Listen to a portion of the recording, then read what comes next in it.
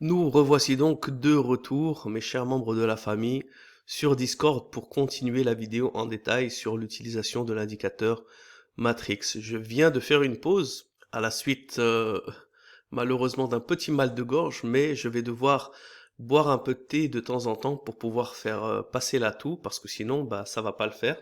J'ai tellement de choses à vouloir vous partager que je ne vais pas m'arrêter à chaque fois que on a malheureusement on est un peu malade ou quelque chose. Bon, alors je vous partage ici ce petit whiteboard. Ça sera pour la troisième partie, d'accord? Ce sont les 5 étoiles avec la petite étoile bonus.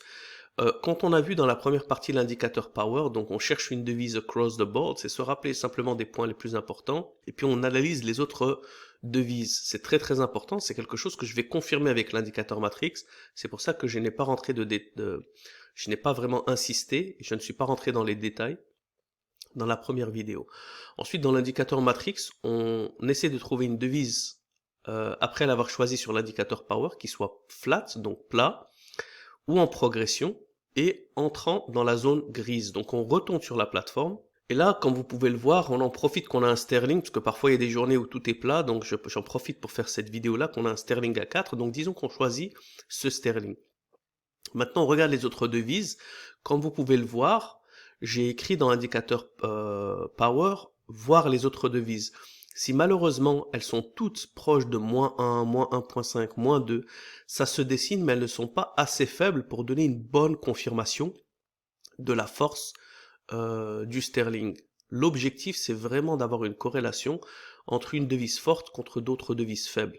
Et puis, eh bien là, le plus important, c'est vraiment très important, c'est de confirmer justement cette force et cette faiblesse sur le matrix. Comme vous pouvez le voir ici, je l'ai écrit, je vous le remontre ici, matrix, flat ou progression et entrant dans la zone grise. Donc ici, le sterling, il est plat, on va dire il est dans cette zone et il y reste, ou parfois en progression, ça veut dire qu'il est à 0, il monte à 1, il monte à 2, il monte à 3, on a quand même une progression de cette force où il descend et on a une progression dans la faiblesse. Et bien dans ce cas-là, le sterling, lui, il est fort, donc il est bon, on le confirme. Maintenant, on va faire un petit tour des autres devises blanches pour confirmer déjà avant d'avoir vu les graphiques si c'est intéressant. Donc on clique sur le sterling pour ouvrir toutes les paires de devises sur le sterling, et puis on clique maintenant sur le chiffre pour le comparer simplement sans changer tous les graphiques. Là, comme vous pouvez le voir, l'australienne, je vous pose la question en direct, je veux que cette éducation soit un peu interactive. Est-ce que l'australienne est intéressant? Donc la réponse est non. Pourquoi? Parce que l'australienne, il était à +1, il était plat dans la force, il vient à peine de croiser et là il est en train d'avoir de la faiblesse. Malheureusement, c'est pas le meilleur cas de figure. On aimerait bien avoir des lignes d'indication matrix qui soient à l'opposé, avec par exemple un australienne qui soit comme ça. On va vérifier avec le canadien. Voilà le canadien. Est-ce qu'il est intéressant? Je vous laisse réfléchir. La réponse est à peu près. Pourquoi? Parce que déjà il est resté faible, ce qui est très très bon, très respectable, mais maintenant il a un peu perdu de sa faiblesse, il est un peu plat, juste aux alentours des -1. C'est pas le meilleur des signes, parce que s'il repère un peu plus de faiblesse, il va croiser le 0, et ça va faire disparaître le signal. Il suffit qu'il s'approche de 0,5 et le signal disparaît. Donc le CAD, il est OK. On préférait un CAD qui redescend comme ça, qui reste bloqué dans les -3, -4. Malheureusement, c'est pas le cas. On avance avec le franc suisse, on va aller un peu plus vite. Donc voilà, le franc suisse, regardez, le franc suisse, malheureusement, il est un petit peu bloqué là sur le 0, de manière plus récente, parce que l'indicateur power est à temps réel, et celui-là, s'update, s'actualise un peu plus tard, justement pour pouvoir mieux analyser l'historique. C'est pas parce que, imaginons qu'il bouge à chaque fois que celui-là bouge, bah ça devient pas vraiment un bon indicateur. Il faut que ce soit un tout petit peu stable.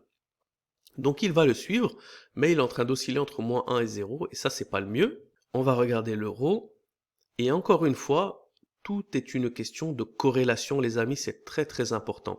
Si on avait un Australien un peu nul, mais un cas d'intéressant, un euro magnifique, on dirait ok, mais là, je ne sais pas si vous arrivez à voir, c'est assez flagrant. On a un sterling qui sort du lot et on a le reste qui dorment un peu, et en plus de ça, qui ont un historique un petit peu nul. Donc comme vous voyez l'euro, il était bloqué à 0, monté à +1, redescendu à -1, il est vraiment nul. Et enfin le New Zealand, on l'a vu, il était fort, il vient à peine de croiser les zéros. Donc déjà ça nous montre une confirmation que le sterling, il est peut-être strong across the board, mais que on va vérifier dans les graphiques que potentiellement on va pas avoir quelque chose d'extraordinaire parce qu'il n'y a pas vraiment de faiblesse across the board contre ce sterling. Et c'est pour cette raison que parfois certains me demandent ah oui mais pourquoi est-ce qu'on a un bon across the board, j'aimerais bien le prendre. Mais pourquoi? Bah maintenant je vous ai donné une explication.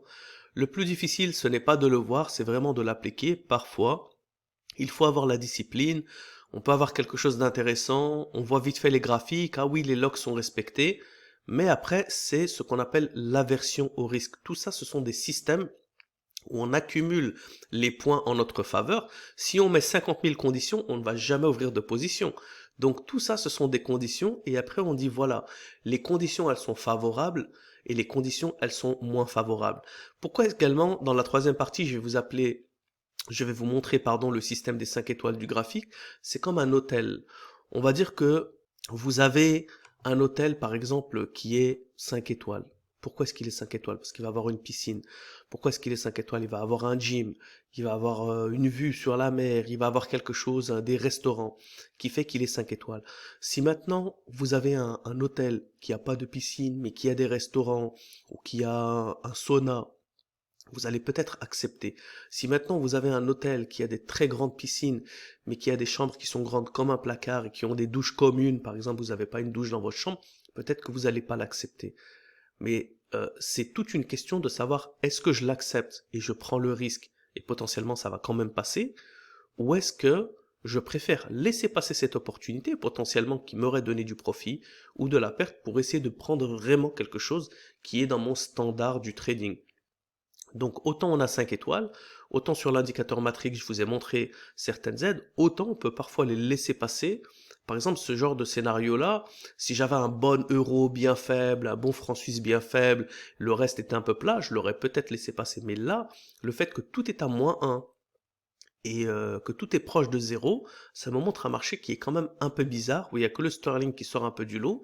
Donc c'est pour cette raison que je préfère le laisser passer. Donc voilà la familia, je vous retrouve dans la troisième vidéo qui va consister maintenant en l'analyse. Et c'est très bien qu'on les fait ensemble, comme ça vous allez voir directement, pas le lendemain ou après que les chiffres aient changé. On va se regarder le sterling qu'on a vu dans la première partie avec l'indicateur power, deuxième partie maintenant dans le matrix et la troisième dans le système des 5 étoiles. Je vous retrouve donc à tout de suite. Ciao ciao.